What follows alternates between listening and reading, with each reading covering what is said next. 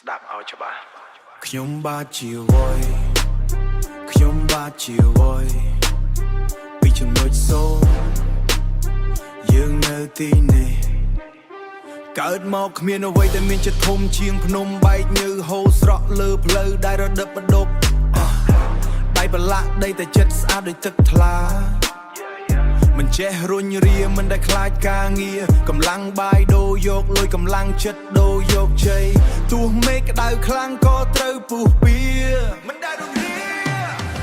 ជន់លើទុកសោកយកវាធ្វើជាចិន្តាម្នាក់អ្នកសចំអត់តែយើងនៅតែដើរងើបឡើងកុំឲ្យគេមើលងាយពីបាតដៃតូទេយើងសង់វាឡើងវិញឈាមអ្នកតស៊ូហូបក្នុងខ្លួនយើងគ្រប់គ្នាមកពីបាតក្រោមឈ្មោះទៅកាន់មេឃខ្ពស់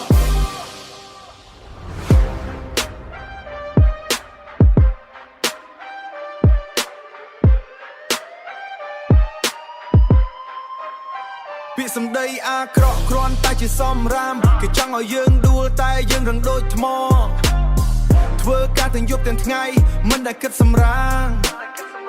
គេចង់ឲ្យយើងដួលតែយើងរឹងដូចថ្មធ្វើការទាំងយប់ទាំងថ្ងៃមិនដែលគិតសម្រាព្រោះភាពជោគជ័យមិនមែនបានមកដោយសំណាងមិនដែលរងាជន់លើទុកសោកយកវាធ្វើជាចិន្តាម្នាក់អ្នកសចំអត់តែយើងនៅតែដើរងើបឡើងកុំឲ្យគេមើលងាយពីបាតដៃតូទេយើងសង់វាឡើងវិញឈាមអ្នកតស៊ូហូបក្នុងខ្លួនយើងគ្រប់គ្នាមកពីបាតក្រោមឈ្មោះទៅកាន់មេឃខ្ពស់សំឡឹងទៅមុខឲ្យត្រង់ដូចព្រួញបេះដូងក៏សឿមមិនដែលចេះភ័យខ្លាចមិនដែលភ័យរាល់ស្នាមរបួសគឺជាមេរៀនជីវិតកាន់តែលំបាកកាន់តែពូកែជន់លើទុកសោកយកវាធ្វើជាចិន្តាម្នាក់អ្នកសចំអត់តែយើងនៅតែដើរងើបឡើងកុំឲ្យគេមើលងាយពីបាតដៃតូទេយើងសង់វាឡើងវិញឈាមអ្នកតស៊ូហូបក្នុងខ្លួនយើងគ្រប់គ្នាមកពីបាតក្រោមឈ្មោះទៅកាន់មេឃខ្ពស់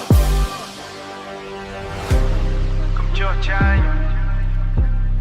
តស៊ូដើម្បីខ្លួនឯងពីបាតក្រោមដល់កំពូលពីខ្ញុំជាវ័យ